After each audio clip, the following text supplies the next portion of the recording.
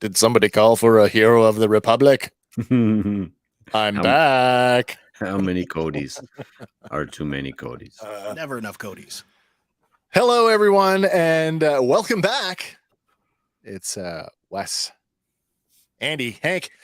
It's your Sunday night. We are back with another episode of Fandom Power. We're back with episode 3 of season 2, Star Wars: The Bad Batch. It's the solitary clone this week. Mm-hmm. Crazy episode. Glad to be back, everybody. Just a quick update. We ran our 100 subscriber contest. It was very successful. We gave one prize away. We've drawn for Grievous now twice. Still waiting. Davey Man, 8868. You have just a couple days left. You have 2 days left to contact us to get your prize, or I'm going to do it for the third time. And if we don't get anybody after that, I'm just picking somebody. We just do videos eliminating one move person. on. Every... That's awesome. That's We got a lot to talk about tonight. This episode, for me, excellent episode. Before we get into that, though, we cannot move forward without another installment of Bad Star Wars Jokes. We need Where is that guy? somewhere in the studio. This week's Bad Star Wars joke comes from where all the Bad Star Wars jokes come from. It comes from the internet. Of course, I've modified this one to make it, I think, a little more funnier, but you guys will be the judge of that. Let me ask you, fellas, what happens if you drink spoiled blue milk? Oh, geez. Oh no. Luke always got it fresh. You get the Kessel runs for 12 parsecs. Oh, my. Oh, my. Oh, that's terrible. Not That if one you made round me up. chuckle. That made me chuckle. Those mines are spicy. As always, if you've got a bad Star Wars joke that you think is a rib tickler, please send it along. We'd be happy to read it on the air. Must be family friendly, by the way. Must be family friendly. That's the only condition to put on that. Otherwise, this has been another installment of Bad Star Wars Jokes. I'll hear from that guy next week. Yeah. All right. The solitary clone, guys, before we get right into it, as we always do, some sort of light initial impressions. Who would like to go first? I'll go. Go ahead, Andy. Even though we don't actually see our core batch, don't discount this as a filler episode. Oh, because- no. I mean, if anything, it fills in a whole lot of development for what happened to Crosshair. Yeah. Post season finale last year. Yeah. And holy crap. We talked about that whole sense of like, is he getting punished for, because they were reported as dead. Yeah. We know they're not dead. And now Rampart knows they're not dead. So is part of what's happening in this episode that punishment that we were talking about? He's no longer in command. Maybe. Hank, what do you think? Another stellar one. I think reminding us that the story is about all of Clone Force 99. You know, Not just our core batch. right. So, he makes two decisions or gets left behind twice at the end of, throughout the first season. So we're just, possibly the first one with his free will recovery complete, It raises a lot of ethical questions about, nature, nurture. Yeah. What, there's a lot of deep stuff going on here. And Cody, I mean, spoiler alert.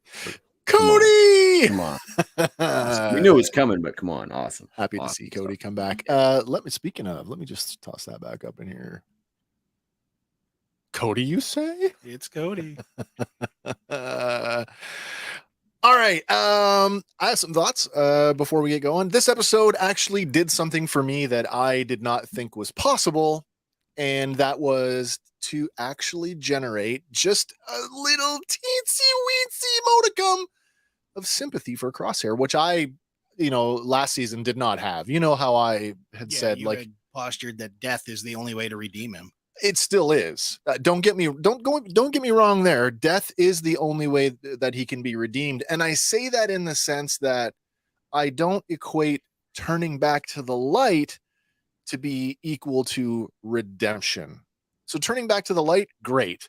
You know what? Vader turned back to the light. It doesn't make up for the countless bad things that he did. All the younglings. Well, there is that. And it won't matter for Crosshair either. True. So I still think that a posthumous redemption is still dramatically correct. I'm not saying that's what's going to happen. I actually think there is a chance he'll flip back. And the other thing, and I try not to, I really try not. I know we have our private chat throughout the week between the three of us.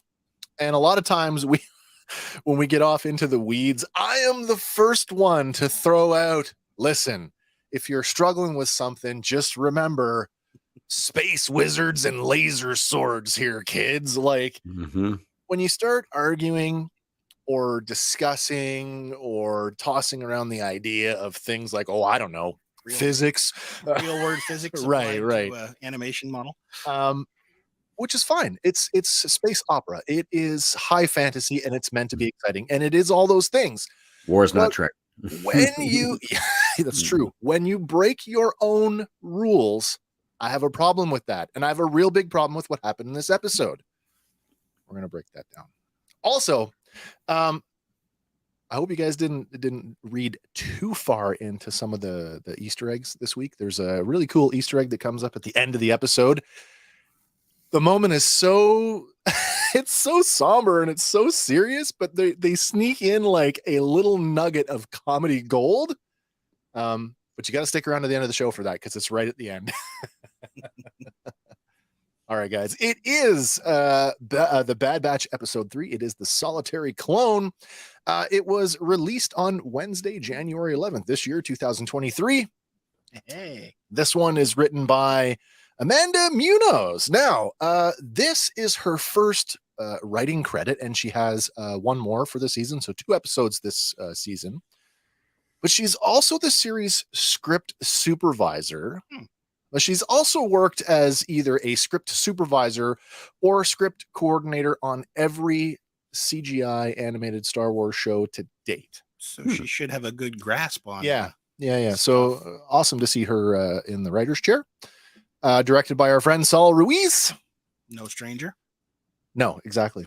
Our runtime this week, it is an advertised 30 minutes with your opening titles and credits, or an actual 20 minutes and 39 seconds of actual footage. Wow. Pardon me. Yeah, it's a big difference. A big jump. This week's synopsis reads, clones battle against a separatist holdout. And let me just change up our view here. That doesn't look right. There we go. There we go. The episode opens with a long shot of the Desix city perched atop some rocky desert steps. Now, it's unclear if it's early morning or late afternoon, but either way, the sun sits low in the sky and its light is diffused by thick, blowing red dust. That remind you of a gigantic Jabba's palace at all? I actually went another way with it. I got Jeddah vibes. Like Jeddah City sitting on top of the mesa. My first impression is kind of like, okay, we're doing a long pulled back shot, just like we did in the last one on Dooku's Castle. Sure. Just to give you an establishing of like how big these places are. I'll for sure give you, Hank, that the Citadel on top there, totally Jabba vibes. It's even got that diagonal sort of stairwell or roadway going up the side. The ramp, the big ramp, yeah. That's actually something else I really enjoyed about this episode was because the geography of the episode was such a considerably smaller location. It was easy to follow where they were. Because you see this pullback shot, and we see we see other angles, both looking towards the Citadel and looking away, and it was really easy to follow. Okay, they're here now. Oh, okay, they're here now. Mm-hmm.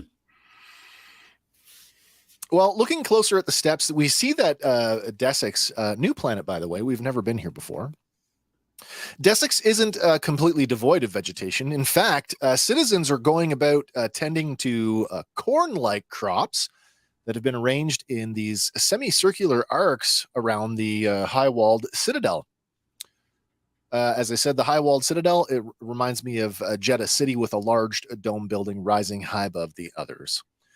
Well, then a citywide alarm goes off and people stop what they're doing and they begin to run for cover. And the urgency that they move suggests this isn't the first time that they've actually had to do this. This is not a drill. No, exactly. Well, in the sky overhead, an Imperial new class attack shuttle descends on approach to the city. On board the ship, Imperial Governor Groton rides, accompanied by a squad of the new TK troopers that we were introduced to back in season 1. The proto stormtrooper with a heavy lean into the Macquarie art style. Big time. Well, Governor Groton, that's actor Max Middleman, who has over 200 acting credits, lots and lots and lots of anime work. You may recognize him as Saitama in the English dub version of One Punch Man. He also played Harry Osborn in the 2017 Spider-Man and is no stranger to Star Wars, having voiced the cyborg Jedi Arn Paralun in Star Wars The Old Republic. Cool. All right. Well, panicked citizens rush to get indoors as the siren continues to blare, and the attack shuttle sets down just outside the palace, and Governor Groton and the TK troopers debark and approach the front door of the domed building. Well, the door slides down into the floor, and 3 figures covered from head to toe in thick garments suitable for the harsh climate exit. All 3 of them are wearing helmets that conceal their faces, but they are definitely humanoid. And the central figure appears to be slighter than the other 2. With their voices electronically masked, the central figure announces themselves as Tawny Ames, the governor of Desix, and demands what the Imperial's business is there. Now, the electronic masking quality has I call it the Leia Bouche quality. Has that same kind of yoto behind it. Similar kind of features on the mask too, if you ask me, but yeah. Clearing his throat, Groton refers to the masked figure as Mistress Ames and says that he's there under Imperial decree to relieve her of the governorship of Desix. Governor Ames tells Groton that Desix doesn't fall under Imperial jurisdiction, and she demands that he take his troops and depart peacefully. But Groton tells her that the Empire has rejected her request for sovereignty. Calling the news disappointing, she triggers a switch on a wristband, and suddenly the Imperials are surrounded by an overwhelmingly large force of B-1 battle droids.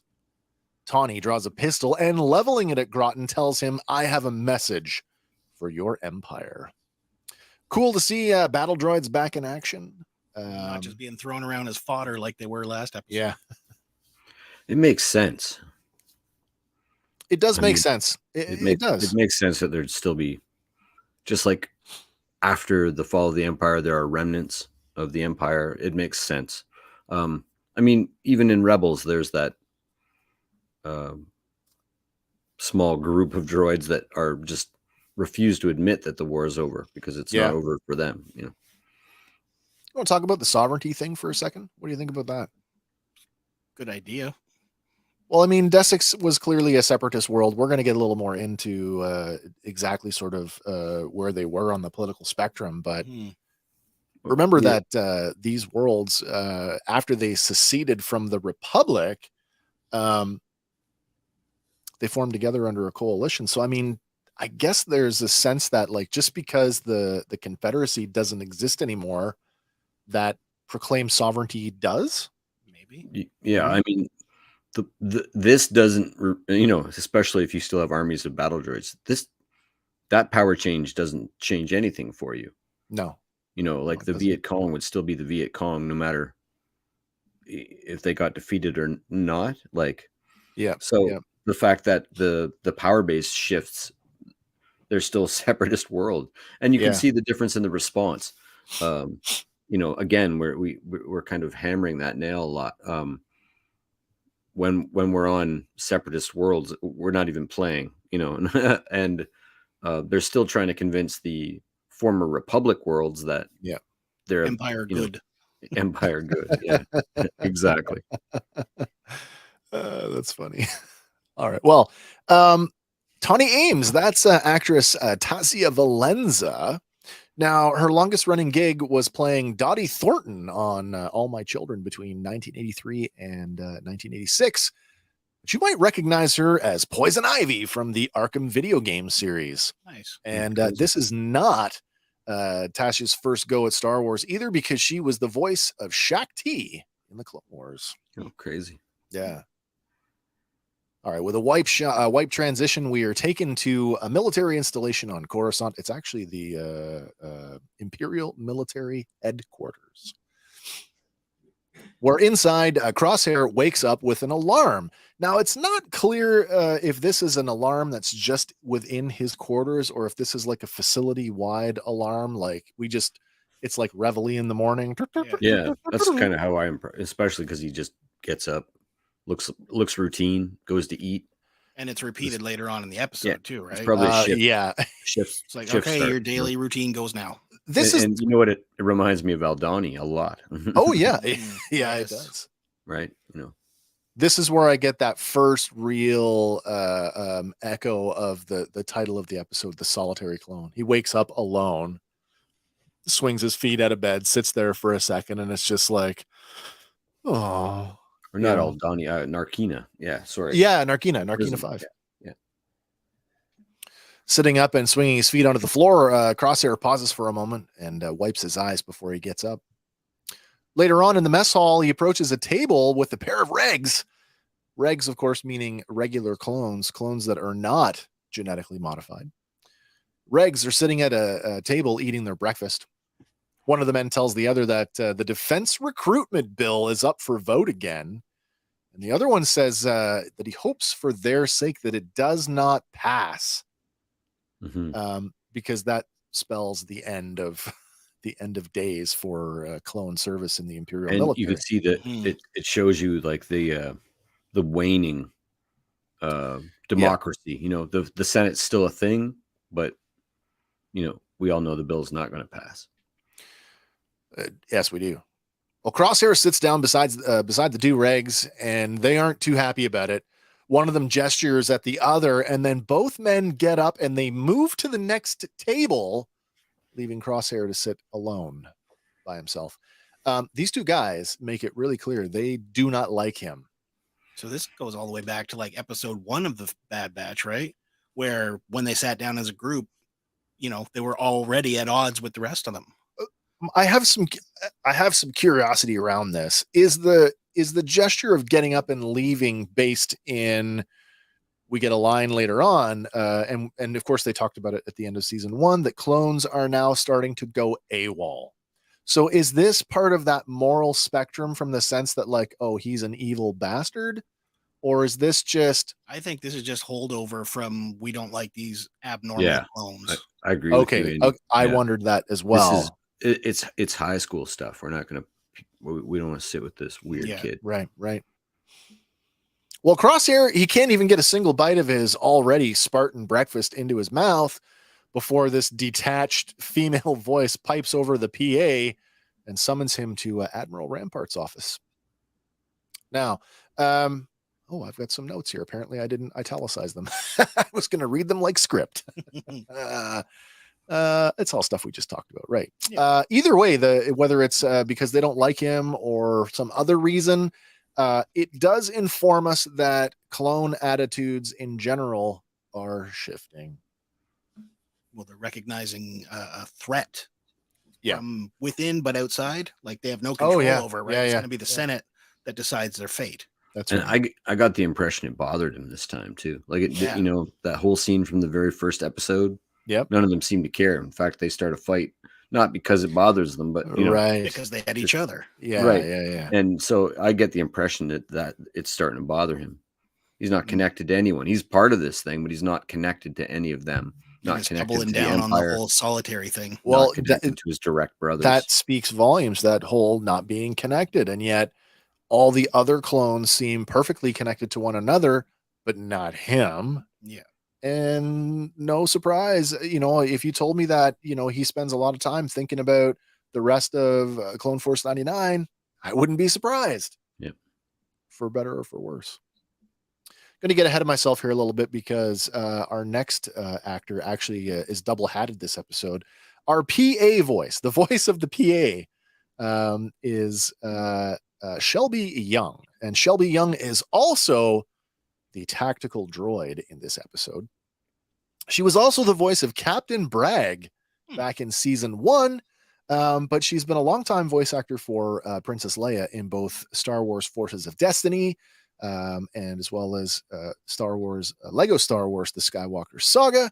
She also voiced the Ewok Princess Nisa. Got a Facebook comment coming in here. Any of them that know about their home, about the destruction of Camino? Yeah, I think that would.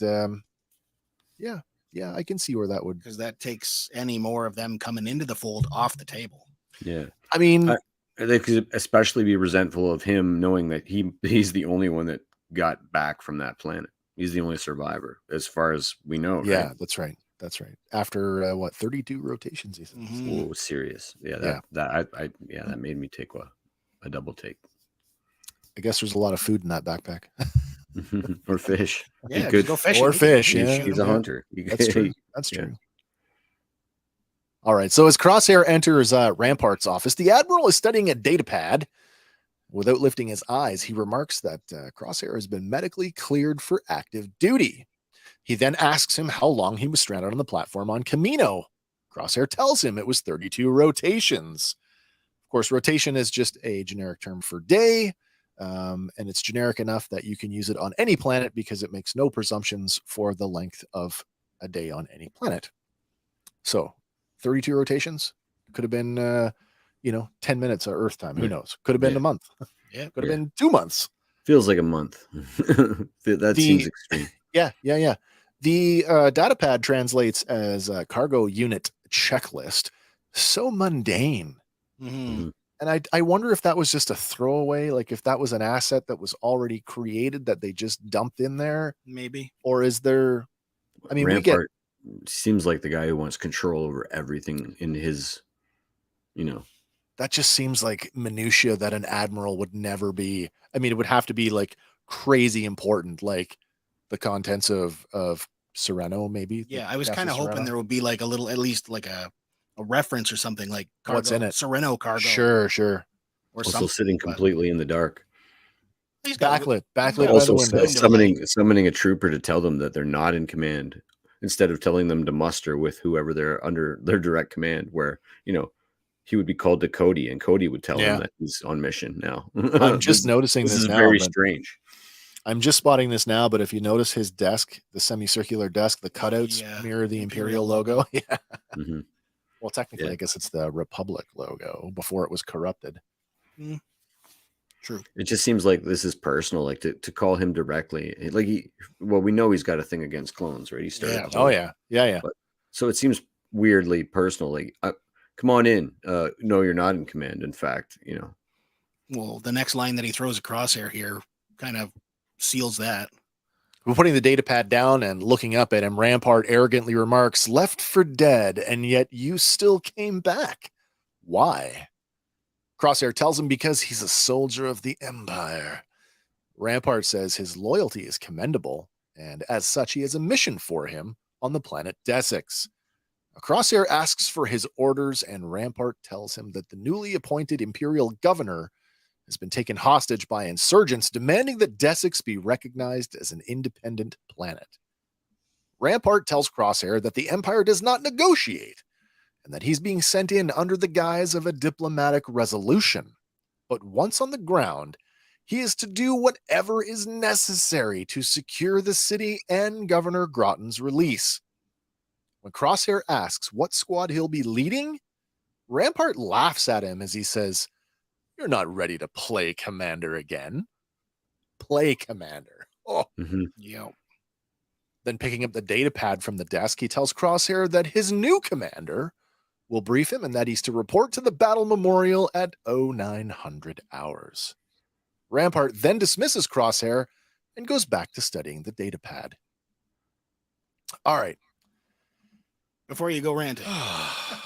Okay, you go. You go. Go ahead, Hank. Overkill. Definitely. Like, for the mission on paper, Cody and Crosshair is crazy amount of overkill. Yeah. This is him flexing his authority. Like, he treats him like, it didn't matter if you came back or not. Right? It's like, why did you bother to come back? I think the term in villainy, I would say call it plaything. Yes. Rampart treats him like a plaything. Like, oh, no, absolutely. You're interesting to watch. Oh, you survived that. Let's see if you can do this one. Yeah. And I'll just keep, He seems to give him an order that subverts Cody's command anyway. Knowing like, once you're on the ground, Cody's do whatever. Right, exactly. So you report directly to me, even though you report to him. It seems like he's unleashing a weapon. Like, what's interesting is when we actually get to it, that's actually one thing that I thought was really well done is that, in spite of everything that Crosshair has done, the way that the mission is carried out, minus the very end state, shows us that Crosshair is still quite capable of functioning as part of a team. Yeah. And he in his brain, the Empire's good, right? Yeah. And that goes for a whole lot of the other clones too. Yeah. All right. Well, any more before I get on to the next bit? No, bring it on. Now, kids, it's time for another Wes rant. What's your rank?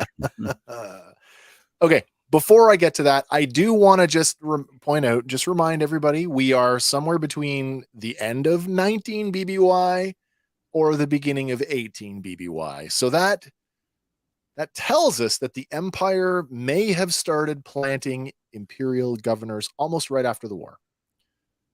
Yeah. Mm-hmm. What I'm about to complain about might actually be a deliberate choice, given how young the Empire is at this point. And after we talked about it, and I went completely like, I thought about it, mm-hmm. and I've sort of come full circle. But let's walk through it here. I want to chew on this whole Imperial governors versus military. Are they in the military? Are they not in the military? And I want to use some examples of things that we've already seen to sort of highlight that. Well, the canon entry for governors on the Wikipedia. Now, before you go off on the Wikipedia, I know more than anybody else that is not a scholarly source when it comes to Star Wars. Anybody can edit it. I've edited. I know how this works.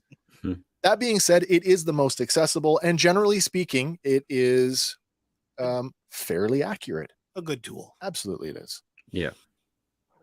And all you have when Pablo Hidalgo won't tweet you back. True. Well, that's absolutely true. Come on, Pablo. The canon entry for governors on the Wikipedia says that they are high-ranking political leaders that can wear a uniform. Can wear a uniform. Doesn't say they have to. It says they can. Which is interesting because when you go back to the Legends entry, in Legends, it talks about most of the galaxy did not actually have a shift in governance on the planets themselves. They just woke up one morning, okay, you're part of the Empire. Right. But the locals that were doing the jobs, the civilian political leadership on the ground, a lot of that didn't change. It didn't change unless, of course, you had something like, in this case, Desix, where we have to install someone because they just won't go for it. Yeah. All right. So the uniform that they can wear, they may wear the standard gray Imperial military uniform, like Governor Price here of Lothal. Now, granted, that's like 5 years before the Battle of Yavin. So that's future governor. Yeah. Yeah. And she's another case of the two original governors. So, now I'm blowing names here, but the two original governors of Lothal. Sure. The first one being basically a rebel, they were civilians. Right. And being replaced by a civilian Imperial sympathizer who then, when turned coat, replaced with a high-ranking officer. Uniformed person. Right. So still called a governor. Right. Sort of different, though, to me than a low-ranking governor who may have been appointed a military position while being a native of that planet, except, you know what I mean? Like, yeah, I do. Like, these are all the same questions that I have. It really boils down to, like, where does the governorship fit within the imperial hierarchy? Really, the most basic question here is, are governors, do they hold actual rank? Are they part of the military? Or are they more akin to, say, our governor general here in Canada, who No, is the link exactly. to the monarchy, who can wear a military uniform and has an honorary rank? It's an I think, honorific thing yeah, I think you hit the nail on the head there. that And it's so we honorific. can easily just take, you know, empire and make it England and make the emperor the queen. And Yeah. so the governor of Lothal is the emperor's representative, you know, and if the original governor of Lothal is submissive or carries out, you know, isn't a boat rocker, then that Yep. never has Yep. to change. You don't ever have to waste any effort. But in the case of Lothal, which becomes like a rebel hotbed and becomes a real problem for even you know, admirals like Thrawn, then you're going to Yep. appoint Yep. a crazy high level person in that position. Who will do what you need them to do. Right. Absolutely. Another So- comment from Facebook coming in tonight saying military regime, kind of like North Korea. I don't know enough about North Korea. Like, it's not unheard of that the political leaders are the de facto leaders of their country's military. I mean, let's just use the example. Let's hit it the nail on the head. We're talking space Nazis here. So, I mean, Adolf Hitler wore a military uniform. He was his commander in chief. Yeah. Right. Is that the case here? I don't know. I don't know. So the entry goes on to say you can wear the standard gray uniform, like Price. You may also choose to wear the all-white uniform that Governor Ubrick Aldehard of Anuat chooses to wear. Now, here's the thing. It also says that when you have a governor who wears a uniform, that the governors are given a rank plaque. And the rank plaque consists of a row of 6 blue pips over a row of 3 red and 3 yellow pips. Well, that's consistent here, isn't it? Mm-hmm. So they are, you know, according to what we've read in Wikipedia, these guys fit the bill of governor. Yeah. All right. Our incoming guy, however.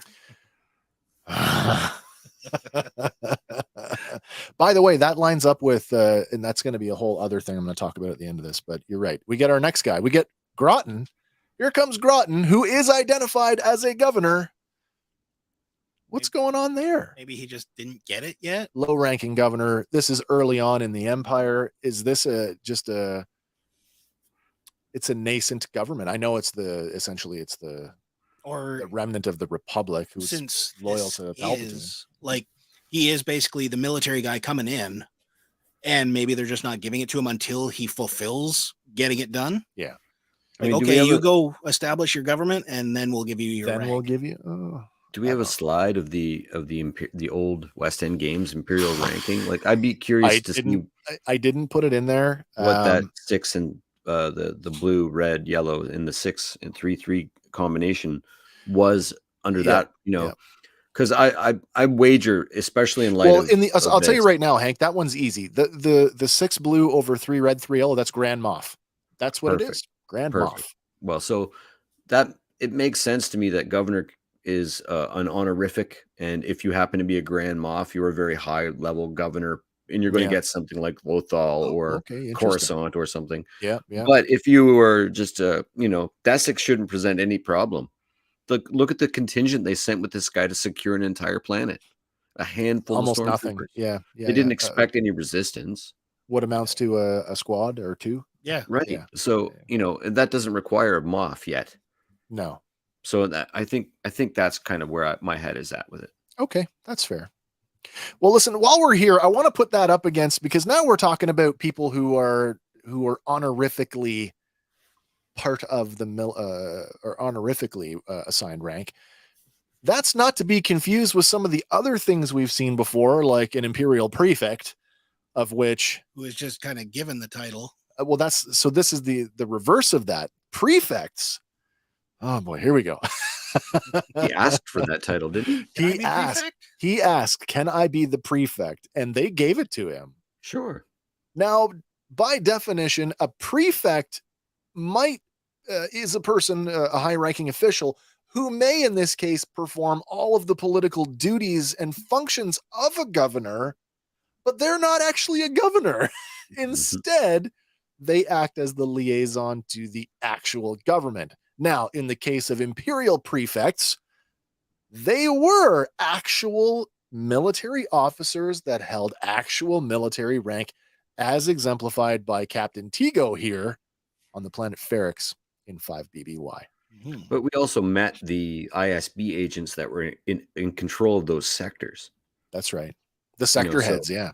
sector heads, governors, There's such a convoluted ministers, magistrates were, there's probably a lot of terminology here that needs to be maybe. But again, like we said in the chat, like we do talk about this stuff when you guys aren't around. Like we said in the chat, though, space wizards with laser swords. Well, are we trying to overthinking it? jam convention into some hole that doesn't, I honestly don't think we are. For a ride.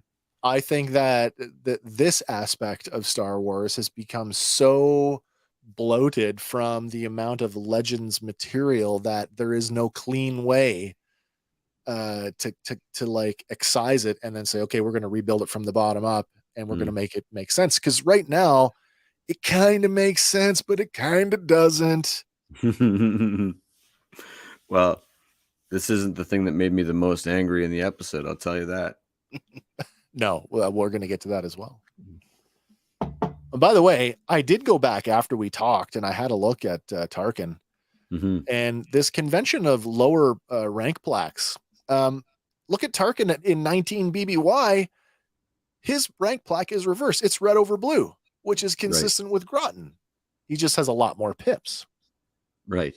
By the time we get to 0 BBY, he has attained the rank of Grand Moff. But then why don't they call Price a Grand Moff? Right? Like, it's just like the title they choose to go by. Right. Okay. Now that I've had that and I've gotten it out, I'm going to let it go now. All right. Sorry. Thank you for entertaining me on that. Oh, good. Got a comment coming in from Toy Connections.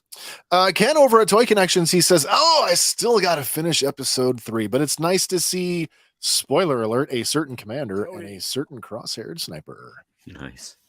Follow-up comment, Harry Potter also had prefects. Yeah, I guess they did, didn't they? They did. All right, getting back to the actual episode. Well, later on, Crosshair stands in front of the memorial wall. Located in the plaza outside of Imperial headquarters, the Imperial headquarters complex, the wall is an enormous red slab of stone inscribed with the designations of all of the fallen clones from the first battle of Geonosis. Or so we're told. The wall was actually carved out of a stone spire taken from Geonosis. And the monument is flanked by 2 monolithic spires with giant clone trooper statues who are standing at attention on all 4 sides. Crosshair watches as squads of troops march past, and then a lone clone commander calls him by name as he approaches. Taking off his helmet, it's Commander Cody, and he greets Crosshair with, "It's been a while. Nice to see you." Crosshair says that he didn't recognize him, and Cody says, well, a lot has changed. He also says that when he found out Crosshair was cleared for duty, he requested him specifically. You wonder why. Yeah. See if there was something special about them Clone Force 99 maybe. boys. It could be that simple. Crosshair tells Cody he's lucky he was available. That's bullshit. And Cody shrugs it off and says, there's a rumor that the rest of Clone Force 99 has gone rogue or went rogue after Order 66. Crosshair asks if Cody's surprised by that. And Cody says, well, not really. Noting how that Clone Force 99 was different by design. But then Crosshair makes a revealing statement when he says that regular clones have been going AWOL too. As Cody looks at the wall, he tells Crosshair that rumors suggest more and more clones have been questioning Order 66. And Crosshair declares them traitors. And he adds, like the Jedi. Raising his eyebrows, Cody tells Crosshair, good soldiers follow orders. Then he and Crosshair head out to board a nearby shuttle. All right. Are you ready for the next one? I know this. You've been waiting for this one, Hank. I don't, man. Yeah, do it. Sure. We translate an awful lot of Aurebesh since we started doing this show now. So it's really disappointing to know that Andy, compliments my hat off to you, sir, for taking the slide and actually highlighting what the Aurebesh actually says. Guys, it's gibberish. It is. It's complete and utter garbage. It says absolutely nothing. There are repeating patterns, but it's only because whoever was typing it was working on a QWERTY. They were just using the same keystrokes. Yeah, so they'd be like. That's possibly my biggest beef with the whole thing. First of all, come on. A memorial, it should read like it shows on the bottom. Well, that's first of all, that's so disrespectful. That's so disrespectful to people in the military, to people we've lost in wars all over the real world. I find that crazy disrespectful. We're basically looking at to not take the time to put some thought into it. Considering the amount of detail they dump into the rest of it, I would have accepted exactly. Look what we did in 5 minutes, world.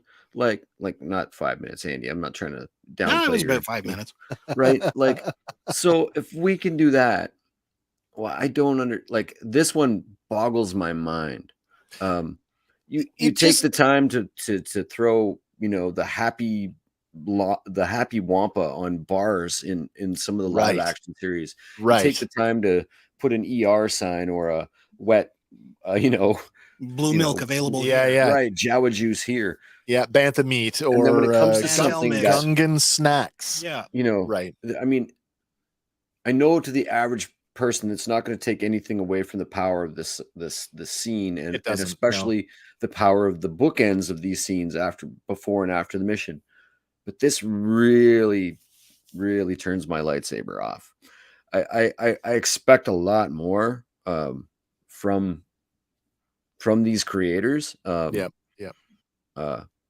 I can't let go, Dave. What are you doing? I can't blame any one person. But honestly, the fact that we see the repeating patterns of concentric letters on a keyboard means that they typed it out on a keyboard in an Aurebesh font. They didn't even have to work that hard to do it. So would it killed them to have a few CTs and a few numbers or a few?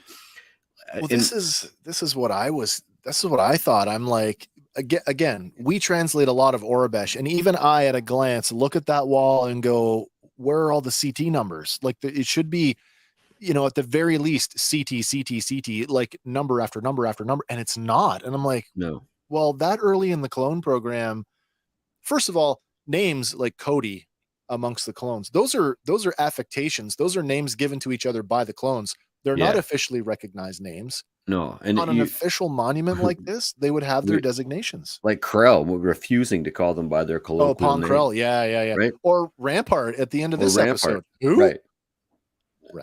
Yeah.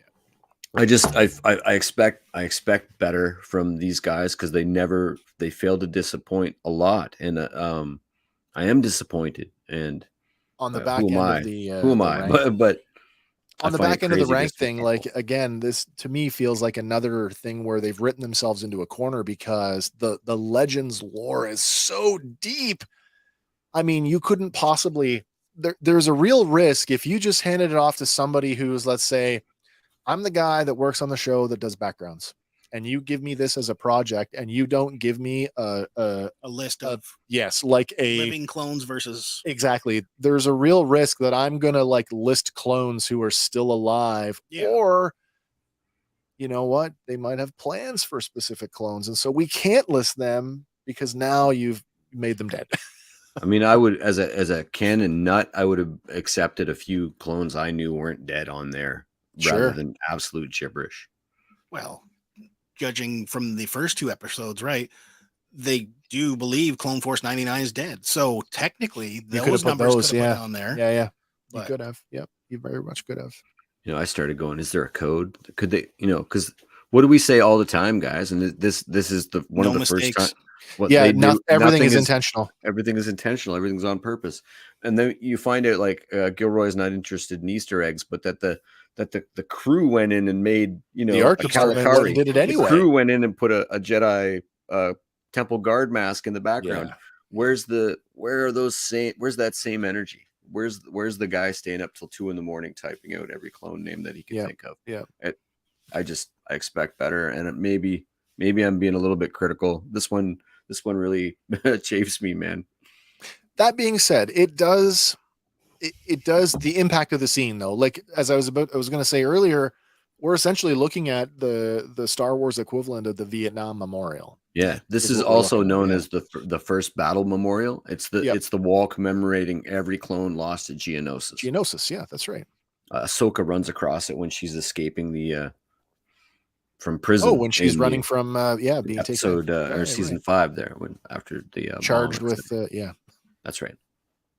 Well, anyway, as we said, that there it is. There is the gibberish actually translated into English, and of course, are what we would imagine it to look like with a bunch of CT numbers, CCs, clone commanders, clone lieutenants, clone sergeants, and clone troopers. Yeah. So yeah, who knows? Maybe it is a case of it is intentional that way, so that the no number is off the table, that we can use those characters for future projects, and it means that we don't have to come up with a bunch of numbers for clones that are essentially ostensibly a one-off. Yeah, it means that they're not ready for podcasts as deep as us that would go, hey, what are you doing? You should see the math we do, Dave Filoni. You should see the math we do. Is there a possibility this is just a reused asset from that's entirely possible too. So I watched that recently because I was thinking that, but we don't get anything near the face of it. Clear. Yeah. I would call this the hero shot of the wall. Yeah. So if you ever had a chance to correct anything like this is, you know what I mean? Yeah. Very few. I'll say something very racy for me. I'll say, if this was a Klingon memorial, Star Trek would have put every name. Do you know what I mean? I do. They wouldn't drop that ball, and I don't know how to say that. There'd have been about 14 okudograms in there. Man, those who know. Next wall, I want to see it, baby. All right. Well, as the shuttle streaks through hyperspace, Cody briefs Crosshair and the other clone troops on the tactical situation. He tells them that Separatist insurgents with a battalion of battle droids have taken over the city, and they're holding Governor Groton hostage. Now, one of the CT clone troopers, questions battle droids, asking, didn't they receive the shutdown order? And Crosshair tells them they could have been reprogrammed. Cody concludes the briefing by telling them that the insurgents are expecting a diplomatic envoy, so they should be able to catch them by surprise, wipe out the droids, and rescue the governor. That's a pretty tall order for one squad to fill when you are talking battalions worth of enemy troops, but hey, we've seen them do more with less. Mm-hmm. It's true. I guess maybe that's explains why they sent 2 of the biggest guns in their arsenal, but it still seems like, I guess they do have a lot of advanced recon here. They seem to know what they're coming up against. So, but it's been clouded for them, right? Yeah, like they're not technically insurgents; they're just locals. That's true, and yet they're being colored as the enemy. I mean, from the government's perspective, from a certain point of view. Well, we could do a whole yes, sir. The rebellion or the terrorists of the galaxy. True. Well, dropping out of hyperspace, the shuttle approaches Desix, and the pilot makes a formal request to enter Desix airspace. His comm chirps a moment later, and a droid-like voice answers, "Granted, you are cleared for approach." Another comment coming in from Facebook. They also don't care about clones. Well, that's the thing. Palpatine is the orchestrator of both sides. He didn't Yeah. view droids as different than clones at all. They're kind of the same thing, really. What he doesn't account for, and what I think we're heading, especially in terms of this episode, is the Legends clone revolt that we got. In all the But yeah, right. I And mean that was the needle part is of the kind of right, and that's the part of the contingency plan that Palpatine couldn't control, is that their free will would return. Yeah. And so, but they're viewed exactly the same in terms of the major powers in the galaxy. They're disposable. They're A resource. biological droids, if you want. Yeah. And we've already seen in season 1 what they did to the droids, like all the conveyor belts, melting them down. Yes, we did. Yeah, we saw that. Yeah, they would just grind these guys. Whatever is food for the out in the galaxy is what's out there. Yeah. The droid foundries were squashed. All right. Well, inside the Citadel, Governor Groton struggles against his bonds. He's in binders, by the way. While 2 battle droids stand guard over him, he orders the droids to release him, and they tell him that the governor has told them to keep a close eye on him. But he shouts, "I am the legitimate governor," calling the droid a scrap heap. Just then, Tawny Ames enters the room and tells Groton that he'll have his freedom when Desix has theirs. Groton refutes her, saying that the Empire will never agree to her terms. And Ames knows this because she tells him that she knows the diplomatic envoy that they're sending is what she would call anything but peaceful. Well, they're showing up in an attack shuttle. Well, that's the general purpose 2. Come on. Just because it's got big shots. Well, do they by this point? They should. We haven't seen them yet at this point. In the timeline, we actually haven't seen lambdas yet. Fair enough. The new classes that is still the NU is still the newest, I guess. Well, Tawny removes her helmet and, staring down at the restrained Imperial, tells him that Count Dooku was right in how he predicted the coming of the Galactic Empire. Dooku knew that the Republic would fall and become something worse. Groton tells her the Separatists lost that war, and she'll lose here as well. A lot of Dooku in the zeitgeist lately, eh? Yep. Absolutely. After going, especially because we were late to review Tales, and that was sort of for me, it was the arc that I was most interested in. Yeah. It stands out to me. Talking to our friend of the show, Doug, outside in our own chat. Yeah. He was quick to point out how when we first meet Dooku, he's going after a corrupt governor who's stealing from his people. And then when we catch up with Sereno in the last episode, he became Dooku what he was. He became what he was trying to stop. It's kind of poetic. It is. It is kind of weird that, like, even on planets like this, you don't see any sort of posters or propaganda like Dooku was right. Oh, that's That's interesting. Yeah, I could see that being a poster for sure. Well, from high up in a window in the Citadel, a tactical droid observes the Imperial shuttle on approach through a pair of macro binoculars. Radioing the governor, the droid tells her that the shuttle is in range. Down below, Governor Ames responds with, "Let's welcome them, shall we?" Then, resting her hand on the blaster pistol on her hip, she tells Groton that it looks like the envoy has chosen not to negotiate and calls it unfortunate for him. With an uneasy expression, Groton looks up as Tawny Ames puts on her helmet and leaves the room. It's an interesting choice. They've chosen not to negotiate. Because negotiations were short. She actually thinks that she can hold out. Yeah. That's a very bold move, and I applaud her for that. But, like, woman, why? Anyway. Outside, as the shuttle closes in on final approach, the tactical droid orders an air strike team in place. Then 6 battle droids armed with rocket launchers take up firing positions on the Citadel wall and unleash a hail of anti-air missiles. At the same time, an AAT hover tank supported by droid infantry deploys outside the Citadel gate. Inside the tank, we can actually see the targeting display there, and the Orbesh translates as enemy target. One of the missiles strikes the shuttle's starboard wing, And as alarms blare in the cockpit, the pilot declares they've been hit. Then the tank targets them with 2 quick successive blasts from the main cannon, and the shuttle crashes down on the plateau furthest away from the Citadel's protective walls. Standing on the tank's turret, the commander calls it "nice shot." At the same time, Governor Ames joins the tactical droid in the upper level. The droid tells her that the ship has been neutralized and crashed in Sector 5. Then Ames orders for scouts to search for any survivors.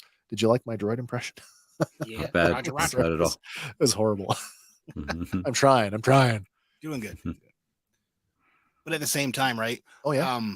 She's probably still approaching this from a point where, okay, yeah, they weren't going to negotiate, but they're not here to kill us. Oh, she thinks that the Empire is actually an organization she can negotiate with. Yeah.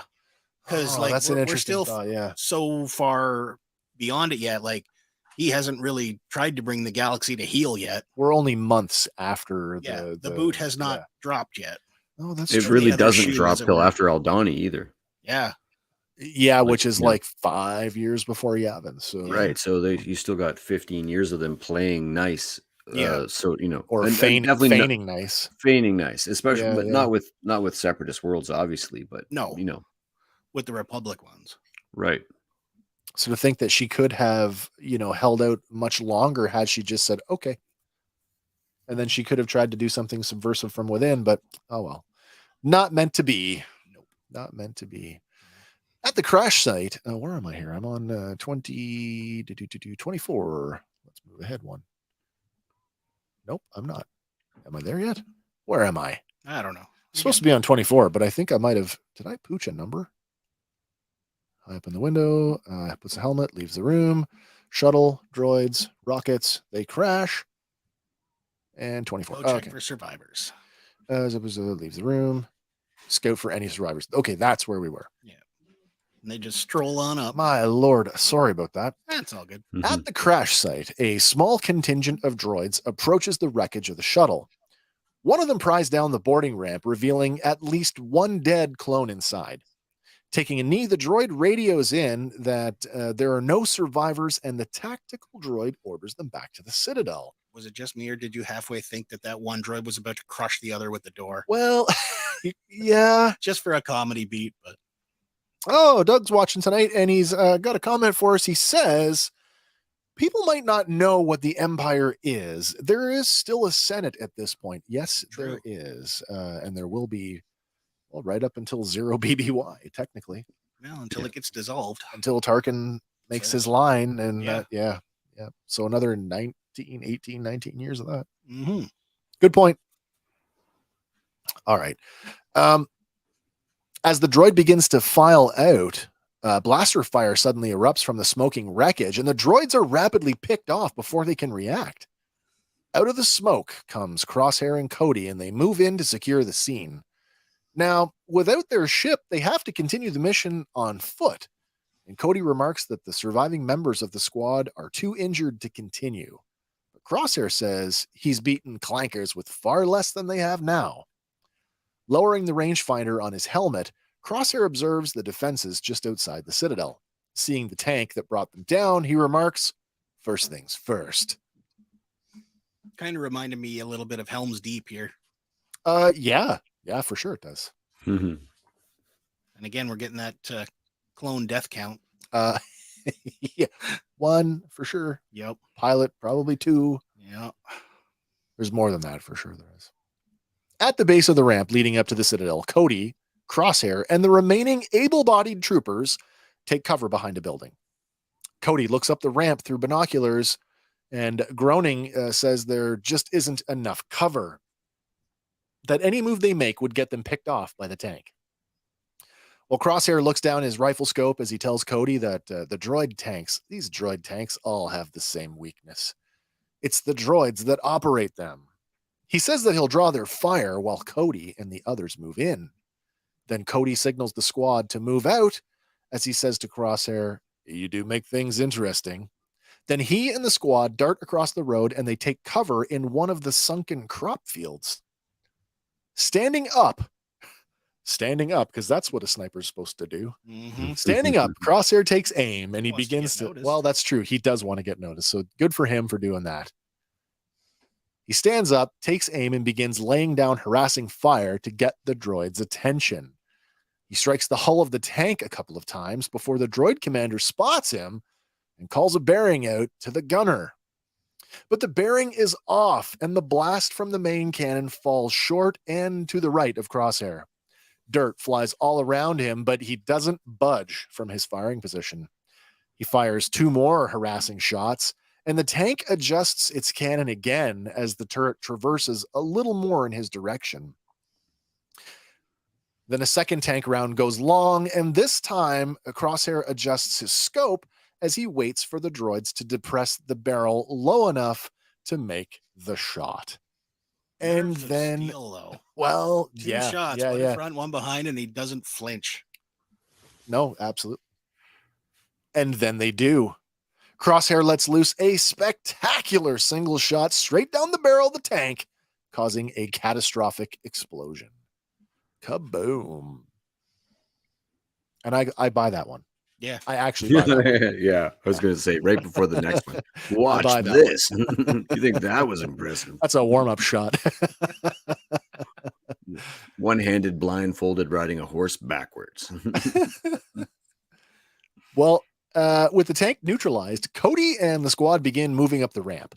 Crosshair drops his rangefinder again, and he spots more droid troops moving out from the main gate, while additional droids armed with rocket launchers move up to the edge of the battlements. Cody and the squad move up to the tank, hoping to use the wreckage for cover, but the droids fire more rockets down on their position, killing a few more of the clones. Crosshair takes out a few droids at the Citadel gate before rushing to a better position where he could focus on the rocket troops on the wall. One of the clones tosses a grenade, destroying the droids on the ramp, which allows Cody and a few of the squad to advance. Meanwhile, Crosshair moves through the lower part of the city as he crosses some of the crop fields. At the base of the Citadel wall, Cody and the others attach cable dispensers to their rifles and then zipline themselves to the top of the gate. Ascension guns. Yeah. One of the squad drops an ion grenade, which shorts out several of the defending droids, and shorts out several of the defending droids before they drop down on the other side to open the gate. Now, with the gate wide open, Crosshair and the rest of the squad link up with Cody, and the commander praises the sniper for his shot down the barrel, calling it nice touch. Crosshair reports back that the droids are moving in coordinated waves, and he asserts that there has to be a tactical droid somewhere that's giving them orders. So Cody decides they actually need to split up the droid forces, and to do so, that means splitting up themselves. So he orders 2 clones, Weiler and Nova, to go with him and Crosshair to the north axis, while the rest of the squad will form a second team and they will move to the south. It's really, really subtle here. And if you're not looking for it, you might miss it. But Cody actually looks at each guy as he addresses them. And Weiler is the clone carrying the flamethrower. But I didn't get that right away. I had to go back and watch it a few times. And I'm like, wait a minute, did he just... Oh, okay. Weiler and Nova are new clone names that we've actually never heard before, certainly not in connection to clone troopers. However, there are at least 2 other uses of the word Nova in relation to troopers within Star Wars in general. One of them is the 21st Nova Corps, also known as the Galactic Marines. This is the clone unit led by Jedi Master Ki-Adi-Mundi on Magito. Their armor, of course, goes on to become the progenitor of the Imperial Snowtrooper armor. The other reference is a Legends reference, and that is the Imperial Nova-class Stormtrooper, also just called the Nova Trooper, introduced in the in Star Wars Galaxies, the big MMO. My favorite Star Wars video game of all time, by the way. Nova Troopers were highly trained and specialized stormtroopers that often guarded places and things of personal importance to the Emperor, like his homeworld of Naboo. That's interesting. Do I think that Nova, our guy here, is related to either of these? Probably not. But if I had to pick one, I suppose it's possible that he could have been reassigned from the Galactic Marines and just kept the name. True. Maybe. I don't know. I guess I'm stretching at it. But anyway, there's your Nova reference. From the window at the top of the Citadel, Tawny aims and her tactical droid watch as the clones split up and start to push forward. The tactical droid recommends something called Protocol 4, and the governor tells the droid to see it through while she goes to secure Groton. Down in the city, citizens continue to flee for cover as armed battle droids patrol the streets. A door slides open, and the clones shoot up a droid patrol before they move out into a small plaza. Wyler and Nova go up a set of stairs, while Crosshair and Cody secure the plaza from below.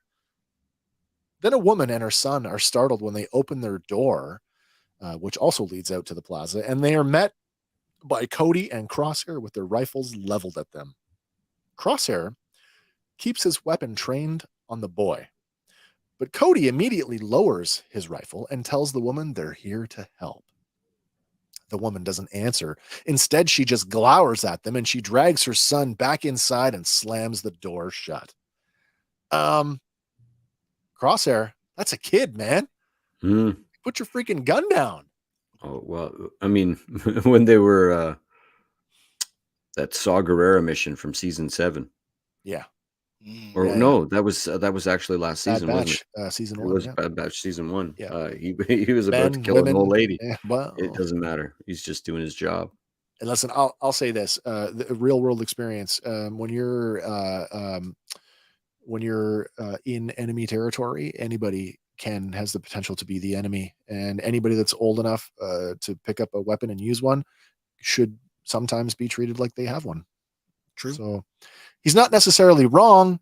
It just kind of flies in the on the scope of morality that we've had 7 seasons of Clone Wars to become accustomed to, right? Well, we spent time with a lot of I don't know what I'm trying to say. Rex and Cody are the moralist of morals. Yeah, exactly. You've got a broad spectrum of different, fives, unprecedented morality there. So we've spent a lot of time with those guys. But if there's 100,000 clones out there, you're going to have a few bad eggs, one per batch, maybe. We certainly spent time talking about that last season, about the spectrum, as it were, that like Crosshair, surely to God, other clones out there believe in the Empire. Right. He can't be 100%. The only one.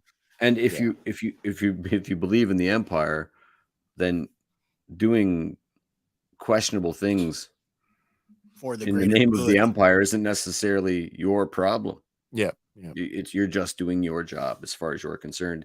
And if anybody's doing their job to the letter, it's Crosshair. Yep. Yeah, he is. Absolutely is. Doug says, for the first time, I didn't want the clones to win. Oh, well, it's definitely the first hit to Cody. Yeah. To be there, like, I'm here to help you. And they're just absolute fear. It's like, no, you're not here to help me. You're here to kill me. Separatist world, though, right? Yeah. Again, I mean, the Republic was the enemy. I'm sure to the average citizen, the clones were scary. Absolutely more imperial rhetoric too. Yeah. Like peace and justice. He's going to start talking like Anakin. He's towing the party line as well, but he's still. I mean, this is the thing and we don't want to get too far off the rails here, but this is the thing about we talked about the mechanism of Order 66, and we know that at least once in canon, another person has activated it in clones. So yes, that's right. It's a phrase, and it's akin to MK Ultra programming. Whether that's a conspiracy or not. Like Catcher in the Rye, and then you go and try to impress Jodie Foster. Well, even real world sleeper agents, right? Yeah. Right, exactly. And so, but the idea that it wears off, the idea that your morality and then picture a guy that we know to be forthright and upstanding like Cody, and how he deals with the fact that he tried to kill Obi-Wan, As or soon as it's possibly killed other uttered, Jedi, or Uh, right, like as soon as it's uttered, he acts without any compunction. He's like, "Yep, okay, that's what we're doing." right. And if there's any part of what caused Rex to be outside his program, it might have been just because Ahsoka was a child. So can we just for a second, Hank, because I don't recall. Now, Cody showed up in the Clone Wars, but the Clone Wars happens before Order 66. Do we know? Right. Is there a comic reference for Cody that kind of is like where he's been, what he's been up to since the last time we saw him No, all canonically? we have is the rumor Yeah. that he was cut from the script of the Obi-Wan Kenobi movie, Yeah. I did read that. and that's the only other sort of post So this Revenge of the is Sith. our first canonical look at Cody since we saw him shooting at Obi-Wan. at Obi-Wan Kenobi. Yeah, Okay. 100%. Isn't that something? But I mean, it's important that it wears off, and that your memories and morality return, whatever they were before. Whatever it was before the lead up to. We had a big conversation about this privately, and we came to the revelation that, and we've chewed on Order 66 before, that, how did they get? I think we all agreed that at least on some level, the highest level commanders got it directly by radio. Yeah. Right. That information was disseminated through the chain of command to the rank and Right. file. That tells us something quite clearly, that Order 66 was not keyed to Emperor Palpatine's voice. So No. that also tells us that it wasn't the transmission, it's was the the phrase. reception. So it is whatever is biologically built into their Right. brain to receive it. Yeah. And when the Jedi, I can't recall his name, but when the Jedi that does it to the clones turns them on Vader, they see a lightsaber and a Force user, and they don't care that he's Sith or Jedi. That's right. They They just turn are on compelled. Vader, They're right? compelled. Yeah. Yeah. Very interesting stuff. And as far as the Imperial lie goes, this is the first tug at that thread for him. Yeah. And it, coming unraveled. Well, the mother and the son, as they pull back into the building, no sooner does the door shut, we start to hear what sounds like rattling chains off in the distance. And Rolling thunder. it is the sound of destroyer droids rolling in. And one of them springs out from behind Wyler and Nova, having nearly run them over. Unfortunately, neither of them can get their weapons to bear before the droideka starts unloading on them, and Wyler is cut down almost immediately. Well, Nova beats a hasty retreat down the stairs as a pair of B-1 battle droids on the rooftops begin firing down. Meanwhile, at street level, Cody and Crosshair, sorry? Wasn't Wyler the one with the flamethrower? Yep. Okay. And he's killed. Okay, so Yeah. somebody picked that up on the way through. Just we'll see that later, right? What do you mean? The flamethrower. Squad 2. Never mind. I'll never mind. That's Squad 2. Yep. Okay. Yep. So Wyler does not make it. Sorry, Wyler. No, it's okay. At street level, Cody and Crosshair return fire, dropping the 2 battle droids that were on the roof, but 3 more file in to fill that gap. Crosshair orders Nova to hit the destroyer with a popper, but the grenade bounces harmlessly off the destroyer's shields.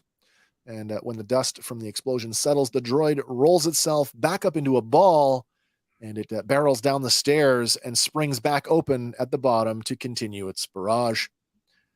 Did we not spend a whole episode in the Clone Wars teaching guys how to throw grenades so that they could roll through the shields? Do you remember that? Yeah. They were teaching Saw's rebels. Yeah. How to throw grenades at them. That's right. Apparently that lesson did not make it down the ranks all the way. That was a tough toss. He tossed it up over a wall from a set of stairs. That was okay. tough. I'll give you that one. It wasn't Crosshair throwing. No, that's true. Well, Crosshair and Cody back away from the destroyer, and Crosshair manages to take out another B-1 that has crept up on the rooftops on the opposite side of the street.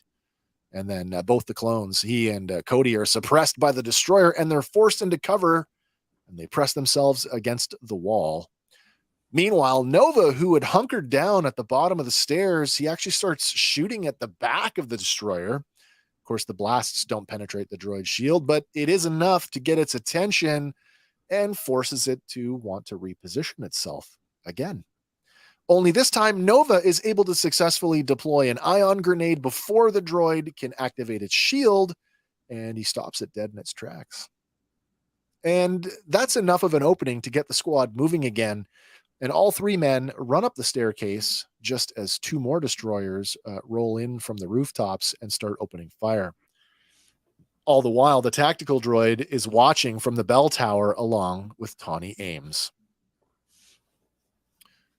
As the clones push forward, they're met with heavy resistance, and not just from the destroyer droids up on the rooftops, but also from B-1 battle droids that continually are popping up at street level. But a few well-placed grenades makes the going a little bit easier, and the clones finally make it to a position of cover, and Cody pauses to ask Crosshair if he's managed to spot the tactical droid yet. Scanning the top of the Citadel through his rifle scope, Crosshair sees Governor Grotton's shuttle sitting on in the courtyard, and then panning up to the top of the Citadel. There, in the window for just a flash, stands the tactical droid, but the sharp angle means he just can't get a clear shot. By now, several droids have converged on the group's position and fire relentlessly at them, once again making it impossible to move. So Cody improvises a plan to use a sticky grenade. Suddenly we're in Saving Private Ryan. Mm-hmm. Sticky bombs. I actually like this. I thought this was really cool. Hurling the device up to the rooftop, it sticks to the shoulder of one of the B-1s standing next to a droidica. And then Crosshair bullseyes the droid, and the droid slumps against the destroyer's shield for a minute before slowly drifting through. Then the grenade goes off, and the explosion clears all of the droids from the rooftop, and Cody signals for the group to move out. That whole thing I said earlier about Crosshair really shows his worth here, that he is capable of functioning as part of a bigger team. Yeah. Is really starting to show through here. He is capable. Reaching the courtyard at the top of the Citadel, Cody, Crosshair, and Nova enter a courtyard. I said courtyard twice in the same sentence. What do you know? Enter the courtyard at the base of the bell tower. Lots of courtyards here. They move cautiously to the tower door, and Cody blasts the controls, and the door slides open. Inside the dark chamber, they find the chair that Governor Grotton had been sitting in, secured to, but the Imperial has been moved and is nowhere to be found. Strangely, his officer's cap sits on the chair, and when Cody picks it up, the clones are set upon by a pair of BX series commando droids. The droids drop in behind them from a concealed position in the ceiling, and they start firing immediately.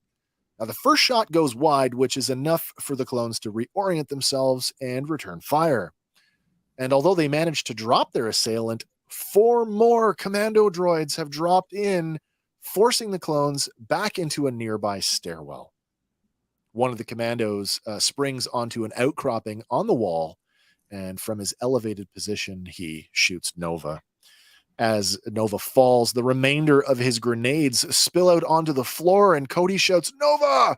as he tries to reach for the fallen man. But Crosshair is there to drag him back up the stairs just as the grenades all go off at the same time. Very cool moment. It's a quick one, but it's like how... I don't know how to say he this. Assesses the situation, and he can save Cody. And Snap Call does what he has to. Cody, in that moment, if Crosshair wasn't there, Cody would be dead, because Cody would have tried to save him. Yep. It says a lot about both men, really. Yeah. Well, the resulting explosion not only clears the room of some of the commando droids, but it's also large enough to rock the entire structure. And at the top of the tower, Tawny Ames, along with her prisoner, Governor Grotton, and the tactical droid prepare the next move. Ames orders the tower to be secured, and the tactical droid uses a data pad to issue orders to a full squad of commandos standing silently in the corner of the room. Well, in the stairwell, Crosshair leads the advance up the tower while Cody covers the rear. The last surviving commando droid from the bottom of the tower gives chase, but Cody guns him down. At the same time, the squad of commandos at the top of the tower begin their counter assault down the staircase. Running headlong into a pair of them, Crosshair and Cody are forced to hold up, and they end up taking cover against the central pillar of the circular staircase. Cody asks Crosshair if he has any ideas, and Crosshair derisively tells him to try and keep up. He pulls out a mirrored puck, a little convex mirror. Now, we've seen these before. We have. We saw them back on Camino in the training facility when I think it was Rampart was testing them. That's right. Yeah. Hunter even throws one, which he picks off out of the air. I kind of watched that recently too. Right. But, He pulls out one of his mirrored pucks and he tosses it against the outer wall of the staircase. Then, taking aim through his sniper scope, Crosshair spots the reflection of the lead commando droid in the puck, and he makes a bank shot, striking the droid squarely in the chest. With another quick shot into the same puck, Crosshair strikes the next droid in the head before tossing another puck and moving up the stairs. Comment from Doug. Doug says, a well-built fortress. Total medieval vibes here. I totally got sort of Game of Thrones-ish. Castle-y. Yeah. Dungeons and Dragons. Yeah, heavy duty. Oh, they're on his back too. Isn't that something? Good point. I just noticed that These now. do show up at the end of the episode too. Isn't that something, eh? Yeah, and I noticed it there, but yeah, now that I'm looking Crosshair's Imperial action figure actually has the pucks on his belt. Oh, nice. I did not realize that. I didn't look at him very closely, but it's a good point. So he does have them with him. Yeah. Nice. Finite amount, at least, though. Well, yeah, because there's what 1, 2, 5 or 6, five there, 3, 4, 5. Yeah. All right. Moving up the stairs, tossing a third puck, he's interrupted when two more commandos who are standing at the top of the spiral staircase fire a volley down at him. Pulling back against the central spire, Crosshair is caught completely off guard when one of the commando droids crawls out, braced against the outer wall and the inner spire, and drops down on top of him. Spider-Man-like. As the two fall back, engaged in hand-to-hand, Crosshair's helmet is knocked off. Then another droid crawls out, dropping on top of Cody, knocking his helmet off too. Cody struggles against the droid as he watches the first one pick up Crosshair by the throat and pin him against the wall. Then the droid on top of him rends the blaster out of his hands, but Cody is able to get his legs up against his chest and he kicks the commando droid back. With some space between them now, he gets back to his feet and he draws his vibroblade. Lunging at the droid, he stabs it repeatedly in the neck until it falls lifeless. Then Crosshair, who is literally getting the life choked out of him, gurgles, "Cody, Cody!" And the commander throws his knife, burying it in the droid's head. And Crosshair slumps face first onto the stairs, coughing and sputtering as he tries to catch his breath.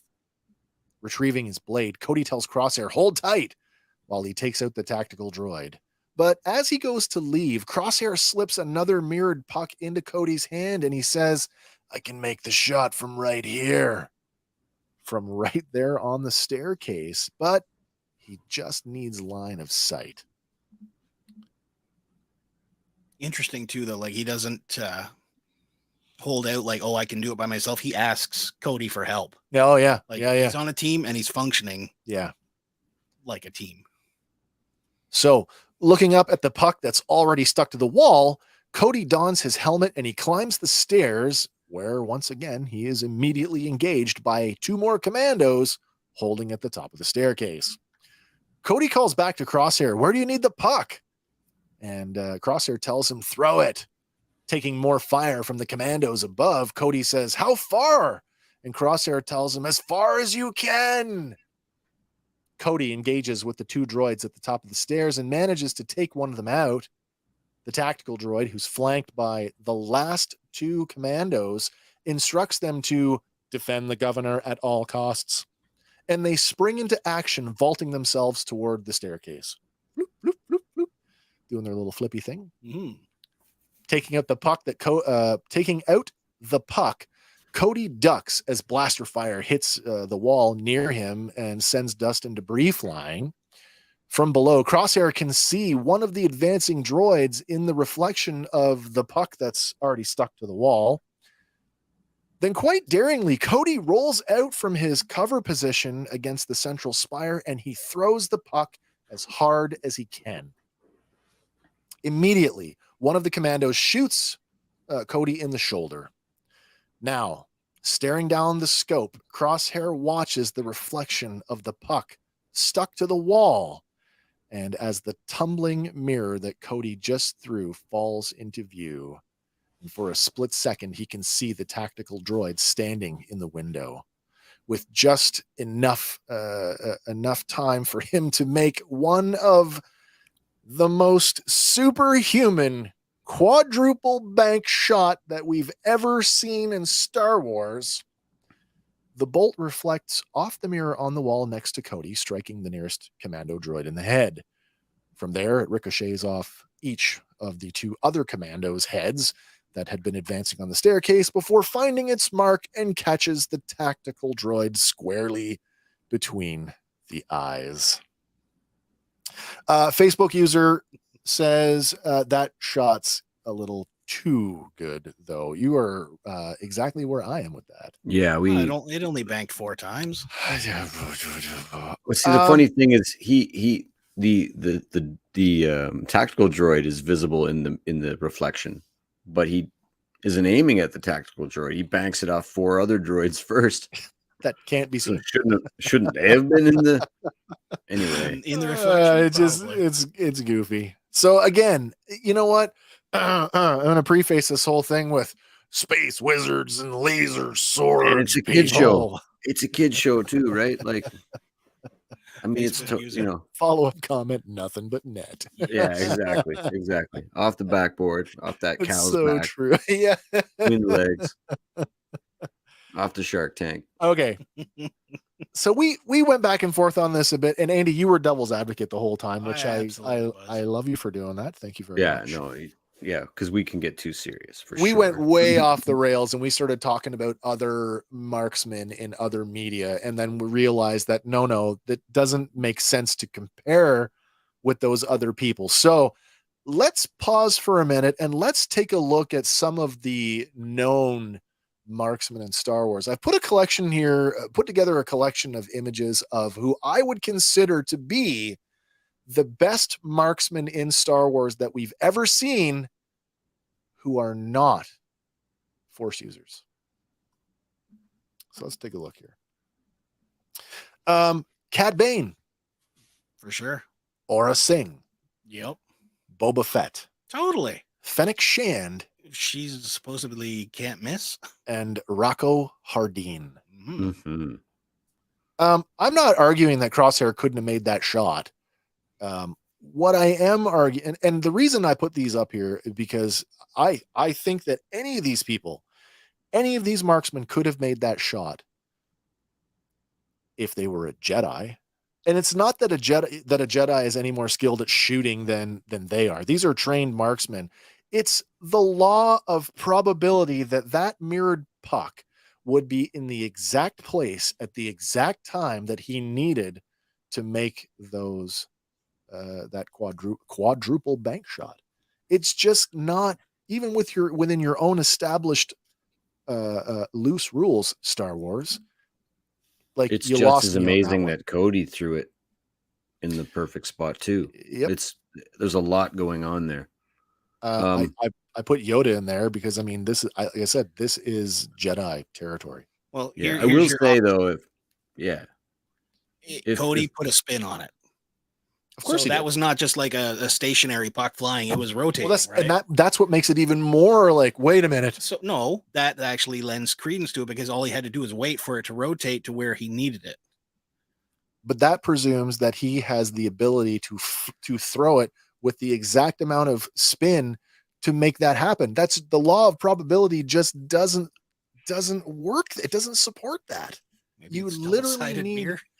I find your lack of faith disturbing. I tell you what, I tell you, I'm in my mind. I want to make this work. It's like the whole Mary Poppins thing with Leia. People are like, I want to make this work. How can I make this work in my head? The only way that I can make this work in my head is that those pucks are droid assisted and they actually can fly on their own. Well, that's the only way that I can make that work. Because it's not like it was a metal hallway. No. And Stone. they're sticking to walls. Stone. Yeah. So there's got to be some sort of cling thing. So, I mean, if there's, and this is, we also talked about that, like if there's any superheroes. This is a great follow-up comment, by the way. Star Wars. The Force can also work through non-Force users. That is true. Sometimes you control it. Sometimes it controls you. That's a good point. That is a good point. That is a good point. If there were ever superheroes in Star Wars, it's the Bad Batch. And if you want to put Django and Boba on that list of top shooters that we've experienced, Django with his Camino saber dart, like that's true. Yeah. Away, right? Yep. And then you take that genetic template and you extrapolate their ability to do that and amplify it. That's what Crosshair 99th degree. You take that ability that Cody has with that knife, sure, that Django had with his knife, presumably, and you amplify that and you give it to Hunter. You take, Boba's ability to tinker with his armor and ship, and you give that to Tech and you amplify it. So, and then, like we said in the first episode, when Omega's doing Jedi flips over giant crabs and no rope burn. Well, and Hunter's grabbing ladders as he's falling with a gun in his hand. Like we've already said that Omega is the sum total of all of them. Yeah.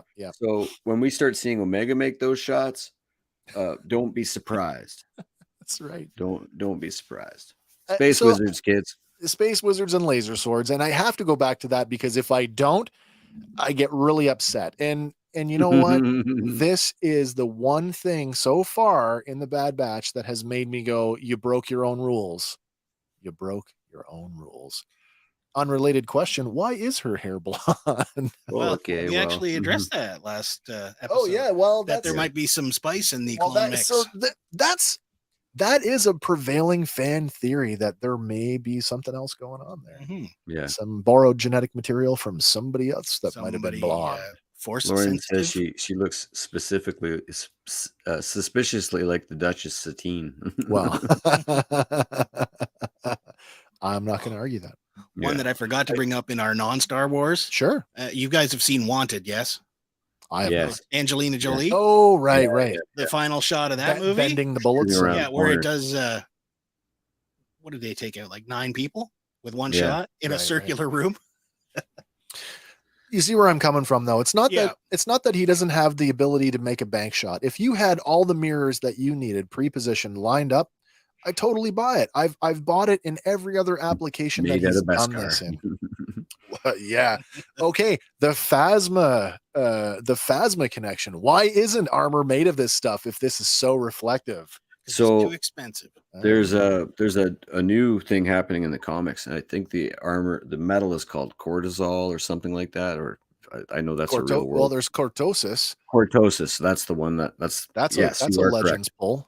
Well, it's no longer a Legends pull. I mean, it is a Legends pull, but it's canonized. Been brought forward now. Okay, it's a canonized thing. They there's a weapon called the Null Sword that was an ancient artifact that could defeat Jedi because it just neutralized the blades, neutralized blasters and stuff. Interesting. And there was an old robot that was the enemy of ancient Jedi called Ajax Sigma, and they found just in the comics just recently they found its consciousness, its AI on a data pad, and built it. The droid Cadra, if you will, is rebuilding its body, and because Afra is cybernetic, it has possessed her, and so now she wields the null blade with armor made of cortosis, and that's pretty consistent with cortosis from Legends. Yeah, man. Yeah, I mean, the ancient Sith armor was made from cortosis weave, and it could stop a lightsaber. Yeah.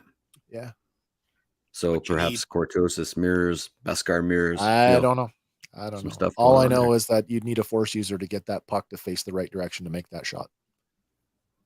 And then what are they spliced with? How, in what way are the Bad Batch genetically altered from the original? And is it Force juice, if you will, midi Well, chlorians, if okay, you will? so I actually considered that for a second. That okay, well, we'll just say that they're now force sensitive as well, or in this case, force users. That breaks the rules even more because now they're just like it's that whole like when you're playing a Star Wars role playing game and suddenly the Jedi is better at everything than the specialists are. Mm-hmm. You've just doubled down on that. I don't want my clones to be. I don't want them to be force sensitive. I want them to be regular guys. That's what I want them. The Bad Batch, as you say, closest thing to superheroes we're gonna have. Okay, but let's And I just think like that's what I think that's what it is. I don't think there's any actual. I think that's just superheroism, and it's taken to the nth power. Just to it remind us, definitely, it right? definitely was. Because they're I not think you regs. might. No, I think you will get some force sensitivity out of Omega, whether you want it maybe. or not. That's my prediction for Omega for sure. I mean, yes, she is part of the Bad Batch, but she's certainly not part of Clone Force 99 as they were established. So, like those guys, leave the brothers alone. You've already messed with them. Leave them And I think alone. they will. And I think they will. I think that's just Yeah. like I say, it's indicative of his skill, but amplified to a level where we just can't deny it anymore. Right. Okay. Well, again, thank you for entertaining me on that one because, as I said, that's the one that kind of took me out of it. Space wizards. As the tactical droid falls, it drops the datapad from its hand, and the built-in comm link that's built into it. We can hear the battle droids from somewhere else in the tower call for reinforcements. At the same time, Squad 2 has arrived on the other side of the building, and the lead trooper unleashes a gout of fire from his flamethrower, and the two lonely battle droids fall. Back on the spiral staircase, Crosshair, still coughing from his near-death choking, compliments Cody on the throw. Cody returns the compliment saying, "Nice shot." Then the two clones move in to secure the command center at the top of the tower. Squad 2 radios in that the droid forces have been destroyed, and Cody orders them to scour the city and find Governor Groton. But from the shadows, Tawny Ames calls out, "There's no need." Stepping out from the dark corner, she shoves Governor Groton in front of her, using him like a human shield, her blaster pressed up against his face. Cody and Crosshair level their rifles at her, and the Imperial Governor screams in a panic, "Do something!" Ames introduces herself and asserts that she is the rightful governor of Desix. Cody tells her that they have official Imperial orders. Ames shoves Governor Groton forward as she tells Cody that Desix separated from the Republic years ago, and they're an independent system. She asserts that once the Imperial government recognizes that, she will hand over Groton along with his TK troopers. She says that these are her terms, and Cody tells her that they aren't there to debate politics with her. Now, Tawny says that were they actually to engage in that debate, they might see how unjust their actions really are. Cody reminds her that her forces are the ones who attacked two Imperial convoys, but Ames insists they were defending themselves against a hostile occupation. She calls Cody and the rest of the clones the only threat to her people. Towing the company line, Cody tells her they aren't the enemy, and the Empire is just trying to establish peace and order throughout the galaxy. Tightening her grip on Groton's neck, she retorts, "Peace?" She goes on to tell Cody that when she believed in peace, she and Separatist Senator Mina Bonteri proposed a treaty with Separatist and Republic senatorial support, but the Supreme Chancellor of the Republic rejected it. And she goes on to say, "Your Supreme Chancellor." Yeah. After that, peace was never an option for her. Of course, I remember that episode. That's the one where Ahsoka and Padme sneak behind Separatist lines to meet with Mina Bonteri. Mm-hmm. Cody gestures for Crosshair to stand down. Then, removing his helmet, they both lower their weapons. Cody goes so far as to place his rifle on the floor, and then with an open gesture, he tells her it's an option now. He reminds her that both of them have lived through one war, and he suggests that they don't start another. Continuing, he says that too many people have died already, and they can resolve things without more bloodshed. He pleads with her, please do this for your people. Narrowing her eyes, you can see the struggle with the choice that's been presented to her. But then she releases Groton and she shoves him away as she lowers her pistol. Groton stumbles over to Cody, commending him for how he just handled the situation, and then orders him to execute her. Cody is caught off guard and he protests, "Sir, I promised a peaceful..." He can't even finish the sentence before Groton shouts at him, "You did. I didn't. Now execute her." Cody stares at the ground for a second before looking at Ames. Her face is grim as she remarks, "So much for peace." Cody just stares ahead at her, unable to retrieve his weapon. Governor Groton, who's quite animated, screeches at him, "I gave you an order. Follow it or face the consequences for And before he can finish the word disobedience, a shot rings out and Tawny Ames falls dead on the floor. Cody turns to see the smoke rising from the barrel of Crosshair's rifle. Chuckling, Governor Groton orders them to put her body in the square to serve as a warning. Then the Imperial Senator, still in binders, walks out of the room. Cody stares at Ames' body in disbelief and then looks back as Crosshair has quietly walked away. Looking back at Tawny Ames, the smoke still rising from the fatal blaster wound, Cody looks at her as he frowns, full of conflicting emotion. Later on, a Venator-class Star Destroyer sits above the Desix Citadel.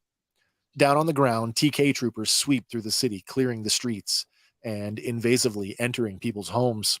Some citizens are rounded up under guard, while others are forced to load crates from the crop fields onto nearby shuttles.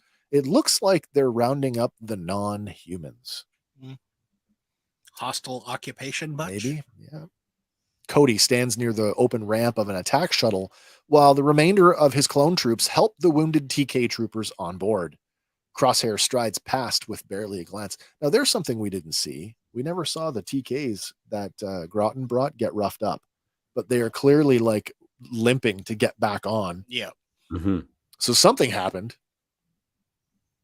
Then, as Cody goes to board the shuttle, he pauses to look back as another shuttle is landing at the feet of Governor Groton. The two men exchange glances, and the shuttle empties another complement of TK troops onto the planet's surface. Cody watches the troops march past. Then, donning his helmet, he steps up the ramp, and the shuttle lifts off. And Desix is no longer an imperial or an independent world, I should say. It is under Imperial control. It is an imperial world. Big time. Well, back on Coruscant, Cody and Crosshair return to the Imperial headquarters, and walking past the memorial wall, Cody pauses to look at the names. Before Crosshair can walk away, Cody stops him and asks if he thinks that they, along with the new Empire, are making things better. In typical Crosshair fashion, he tells him, "We're soldiers. We do what needs to be done." With a sideways glance, Cody asks, "You know what makes us different from battle droids?" Crosshair narrows his gaze as he waits for the answer. Then, turning to walk past him, Cody says, "We make our own decisions, our own choices." Stopping in front of Crosshair, he looks up at him for a second as he adds, "And we have to live with them too." And then he walks away. Crosshair watches him go. There's a look of uncertainty on his face, but then the look is gone, replaced by his usual scowl. And as more clones march past, Crosshair lingers in front of the wall and he just stares at the ground. And there is what I was saying is for me, the seed has been planted where I actually feel like, okay, there is a chance for Crosshair to maybe come back to the light. Whereas quite possibly Cody's seed has just fully bloomed. Oh, yeah. I think Cody is if we're going to keep the analogy going, Cody is the seed that, like the spark of the whole. No, for everybody, for all the clones. The whole revolt. Yeah, because especially knowing that it happens in front of the wall here, I think Cody's going to the two most famous Jedi generals of the Clone War, Mhm. Anakin Skywalker and Obi-Wan Kenobi, and now both of their clones are in the wind. Yeah. That's right. Both of their clone commanders, I should say. Yeah. Shh, we don't know that yet. Oh, okay. Sorry, wait. Well, like bookends to the episode, once again, we go back to visit Crosshair alone in his quarters. The same alarm goes off like it's done countless times before, and he swings his feet onto the floor and sits up again. But this time it's a little different because on the gear crate next to him sits his helmet, and he stares at it for a bit. Cutting to the mess hall, Crosshair sits at the same table with the same Spartan meal, only nobody's sitting there this time, and like clockwork, the PA chimes again, and that same disinterested female voice summons him to Rampart's office again. In Rampart's office, the Admiral sits studying the same cargo unit checklist on the same data pad that he did at the beginning. He tells Crosshair that after his success on Desix, he's assigning him to another mission. This time he'll be under the command of CT-1226. When Crosshair asks why Cody isn't commanding the mission, Rampart looks at him like he has no idea who he's talking about, and he questions, Cody? Then Crosshair refers to him by his actual designation of CC-2224. Then Rampart scoffs as he nods in acknowledgement, remarking, "Ah, yes, it appears that he has gone AWOL."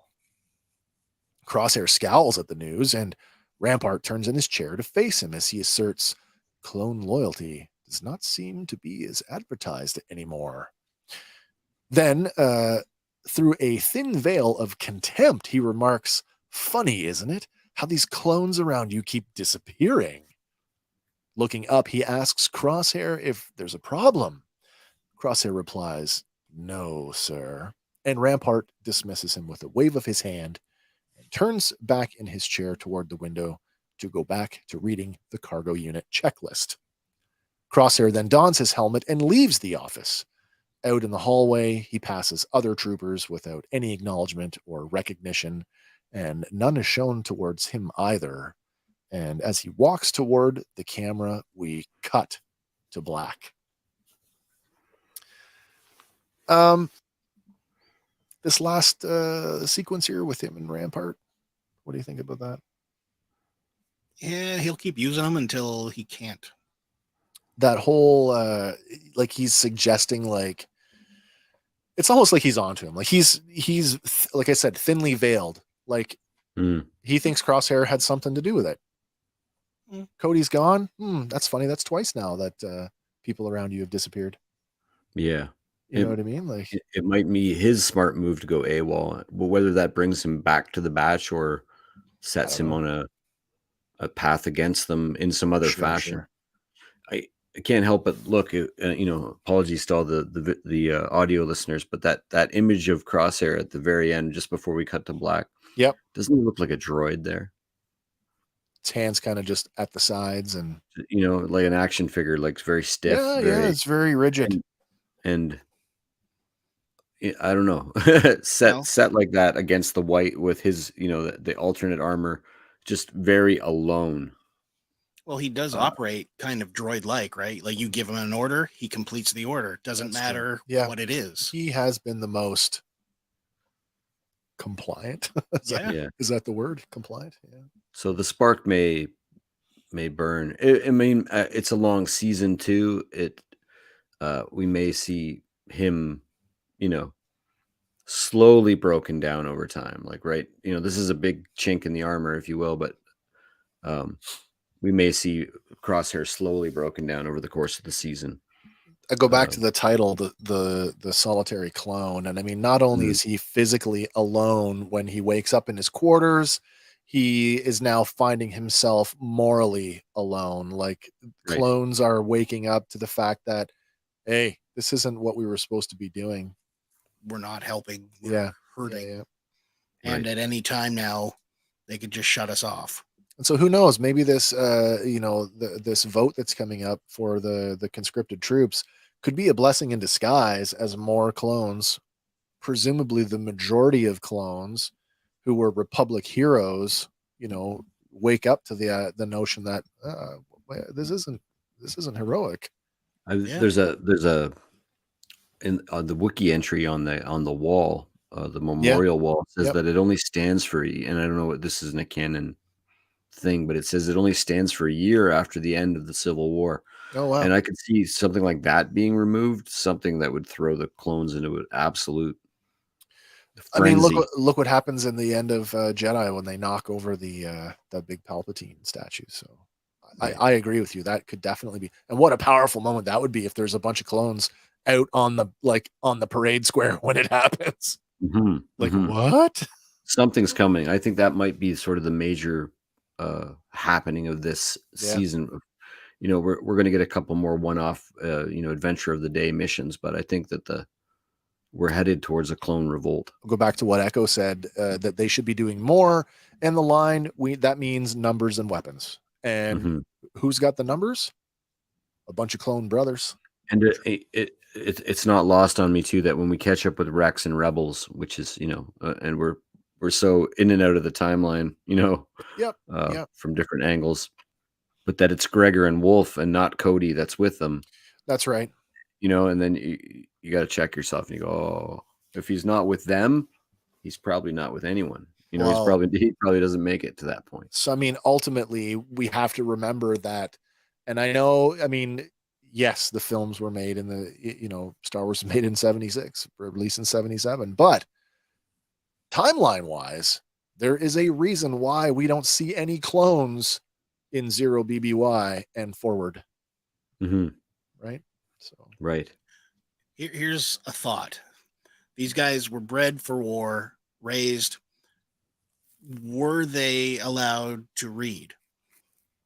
Certainly they would have had to read we see them reading from consoles as they're, digesting their training programs. Okay. Because if reading for enjoyment, probably not. Well, if that was something that was denied to them, yeah, and that wall was literally gibberish for the sake of gibberish. Oh yeah. Like, oh yeah, just throw up a fake wall and make them think we're giving a crap about them. No, they're smart. Whereas, I mean, do they have the ability? Like, are they literate? Yeah, for sure they're literate. Okay, yeah, for sure they are. Yeah. I can picture Cody actually even finding the Obi-Wan recording. Oh yeah. Sparking we could get a Commander Cody series out of this. Well, listen, before we wrap it up, I just want to say, back at the beginning of the episode, I promised you a deep cut comedic element. Okay. Well, let me regale you with the tale of CT-1226. First of all, CT-1226, introduced by author Jason Fry in the 2012 Essential Guide to Warfare. He was written as a clone who was in the right place at the wrong time and was rewarded for his misadventures. CT-1226 participated in the Battle of Geonosis, where he was nearly killed by a stray blast from a Republic ATTE. Instead, he ends up falling into a crater that was created by the blast. Then as he started to climb out of that crater, a Separatist hailfire droid, that's the big missile firing wheel thing, rolled over the crater and stopped right over him. Thinking that he should do something about it, he raises his blaster before realizing that, well, that's not going to do anything. So he drops back into the crater, and when he turns around, he's met by a pair of B-1 battle droids who had also fallen in the crater. What he didn't see behind them was a B-2HA super battle droid, armed with a missile launching arm behind them. And that's fine because the super battle droid didn't see him either.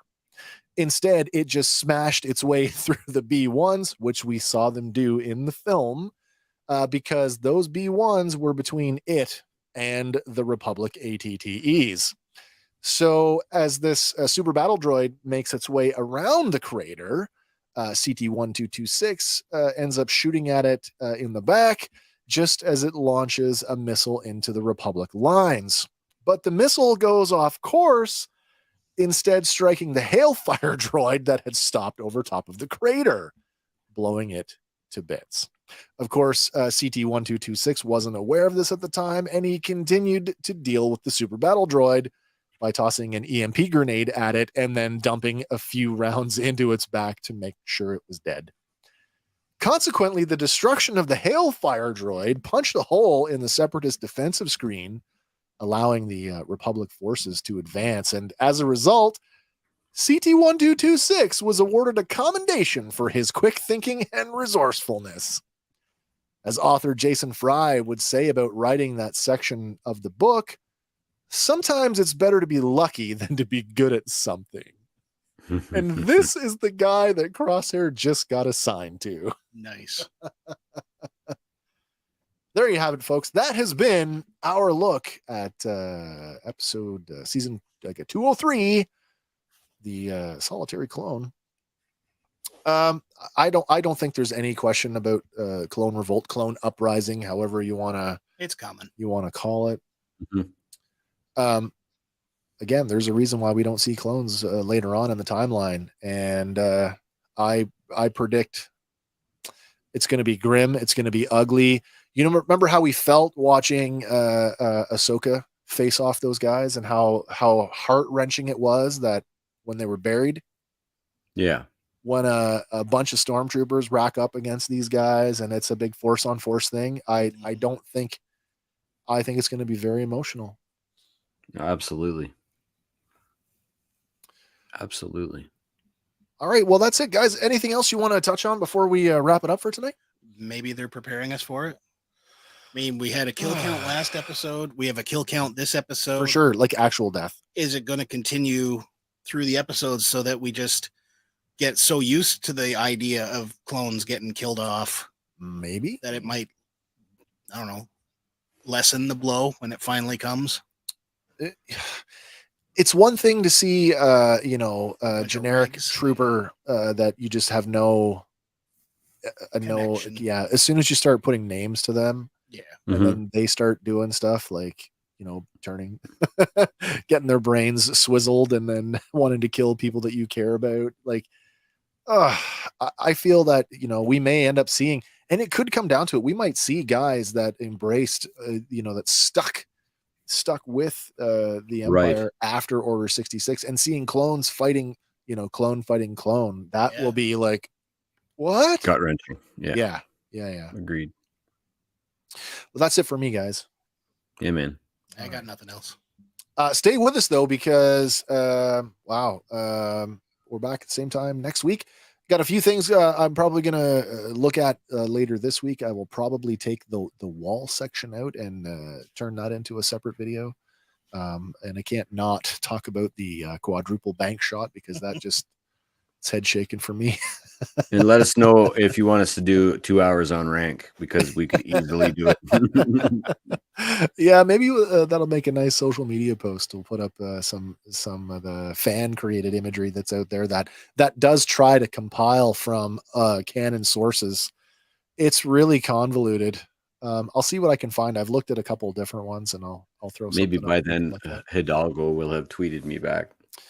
I'm telling you, man, there is a PR email address at Lucasfilm, and I am not above sending an email in an official capacity to see if they do offer some kind of response. I would love to get, like I say, this is solely in the story group's wheelhouse, and when you know who's on the story group and what their jobs are, again, Pablo Hidalgo, we are looking at you.